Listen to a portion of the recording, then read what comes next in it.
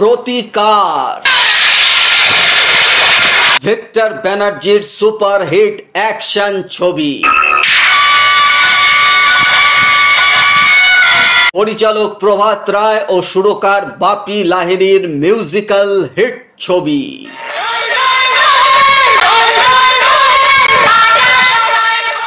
অভিনয় চিরঞ্জিত। এই পোশাকটা পরার আগে তোমাদের মতো গুন্ডা বদমাইশ মাস্তানদের কি করে সাহায্য করতে হয় তার শক্তি আমরা অর্জন করি। দেবশ্রী রায়।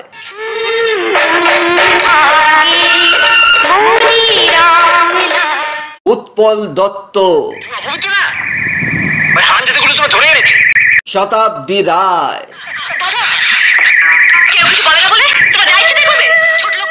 বিপ্লব চ্যাটার্জি।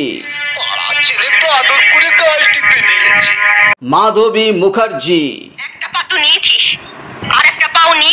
ও সুখেন দাস। শুনে রাখ, আমার জীবন থাকতে আমার ছোট বোনের ইজ্জত লুটতে দেব না। এই ভিডিওতে আমরা জানবো 1987 সালে মুক্তিপ্রাপ্ত প্রতিকার ছবি তৈরির পিছনের কিছু জানা অজানা কথা।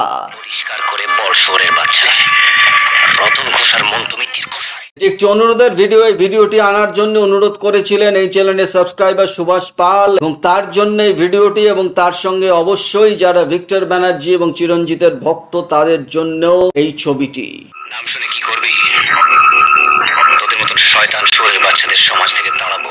তার আগে ভিডিওটি শুরু করার আগে এখনো যারা এই চ্যানেলটিকে সাবস্ক্রাইব করেননি, করব ভাবছেন, এক্ষুনি করে নিন, কারণ এখানে যে ধরনের ইনফরমেশন পাবেন তা কিন্তু আর অন্য কোথাও পাবেন না। তো চলুন শুরু করি আমরা প্রতিকার। ভিক্টর ব্যানার্জি নয়, পরিচালক প্রভাত রায়ের প্রথম পছন্দ ছিল মিঠুন চক্রবর্তী। প্রভাত রায় এই সময় বম্বেতেই থাকতেন, তিনি কলকাতায় আসতেন, শুটিং করতেন, আবার বম্বে চলে যেতেন। 1970 সাল থেকে প্রভাত রায় বম্বে প্রবাসী। পরিচালক প্রমোদ চক্রবর্তী সেই সময়ের অন্যতম প্রতিষ্ঠিত পরিচালক। প্রমোদ চক্রবর্তীর সহকারী হিসাবে কাজ করতেন এবং পরে শক্তি সামন্তের সহকারী হিসেবেও কাজ করেছিলেন। মিঠুন চক্রবর্তীকে প্রভাত রায় চিনতেন সেই সময় থেকে যখন মিঠুন চক্রবর্তী শুধুই স্ট্রাগল করছেন, অর্থাৎ মিঠুন চক্রবর্তী হননি। প্রতিকার ছিল আদ্যপান্ত অ্যাকশন হিন্দি মার্কা একটি ছবি, আর এই ছবি করতে গেলে বাংলায় এই ধরনের অ্যাকশন হিরো সেই সময় কেউ ছিল নয়, তাই মিঠুন চক্রবর্তী ছাড়া আর কোনো উপায় নেই।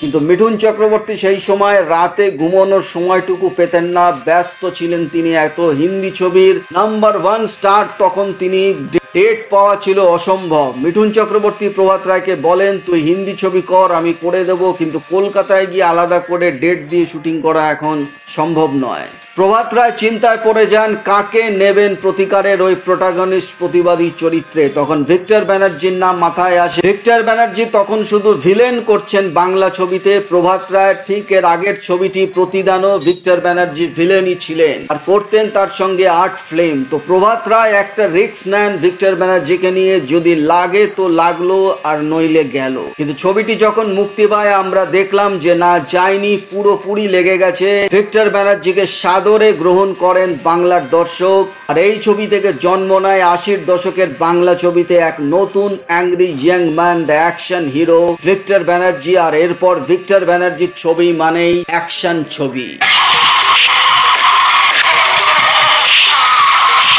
এই ছবিটি অনেকগুলি হিন্দি ছবির মিক্সচার বলা যেতে পারে। ছবির মূল গল্পটি ছিল 1984 সালে মুক্তিপ্রাপ্ত রাজ বাব্বর, স্মিতা পাতিলের আজ কি আওয়াজ ছবির গল্প। এই ছবিটি যারা দেখেননি আজ কি আওয়াজ, তার অবশ্যই দেখে নেবেন, তাহলেই আমার কথার সত্যতা প্রমাণ পেয়ে যাবেন। এছাড়াও ছবিতে একটি দৃশ্য ছিল যেখানে বস্তিতে ভিক্টর ব্যানার্জি আর চিরঞ্জিতের মধ্যে একটি অ্যাকশন দৃশ্য হয়। সেখানে ভিক্টর ব্যানার্জি চিরঞ্জিতকে বলছেন যে খাকি পোশাকটা খুলে আমার সঙ্গে মোকাবিলা করুন। এই দৃশ্যটি আদতে ছিল অমিতাভ বচ্চন ও বিনোদ খান্নার বিখ্যাত ছবি আমার আকবর অ্যান্থনির একটি দৃশ্য, এবং সেই দৃশ্যটাকেই বাংলা ছবিতে প্রভাত রায় খুব সুন্দরভাবে এটি দেখিয়েছিলেন।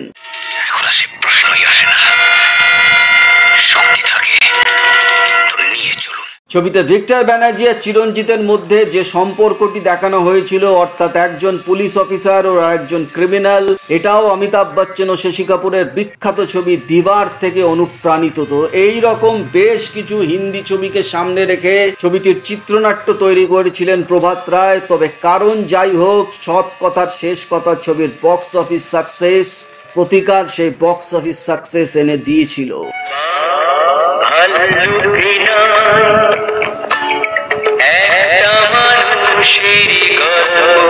ছবিতে শতাব্দী রায়ের একটি ধর্ষণ দৃশ্য দেখানো হয়েছিল, যেটাই করবেন বিপ্লব চ্যাটার্জি এবং তার দল, আর দেখানো হয় মাধবী মুখার্জির নৃশংস হত্যা।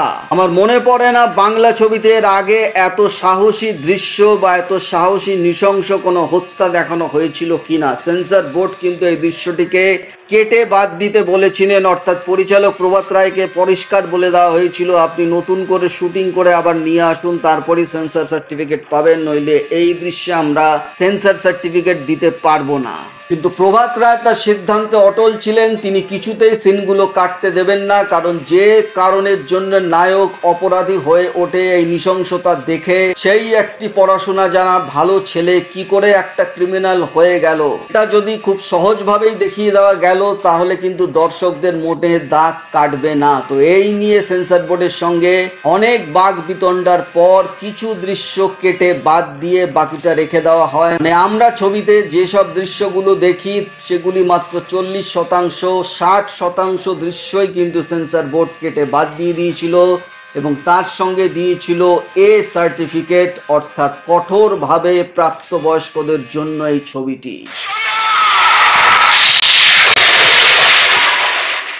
এই ছবির পর ভিলেন বিপ্লব চ্যাটার্জির সঙ্গে শতাব্দী রায়ের অ্যাফেয়ার শুরু হয়ে যায়। টালিগঞ্জের এটাই ছিল তখন সব থেকে বড় নিউজ। সেই সময় সিনেমা ম্যাগাজিন গুলোতে এই নিয়ে মুচমুচে খবর ছাপতে থাকে। বিপ্লব চ্যাটার্জি এদিকে বিবাহিত ছিলেন, সঙ্গে 2 সন্তানের পিতা, তো তাই নিয়ে টালিগঞ্জ মহলে রমরমিয়ে এই খবর ছড়িয়ে যেতে থাকে এবং সেই খবর ম্যাগাজিনে ভালো বিক্রিও হচ্ছিল।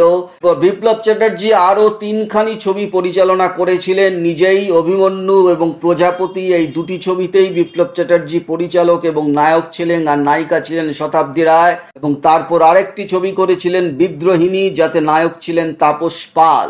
বছর 5 চলেছিল শতাব্দী রায় ও বিপ্লব চ্যাটার্জির এই সম্পর্কটি এবং তারপর ভেঙে যায়।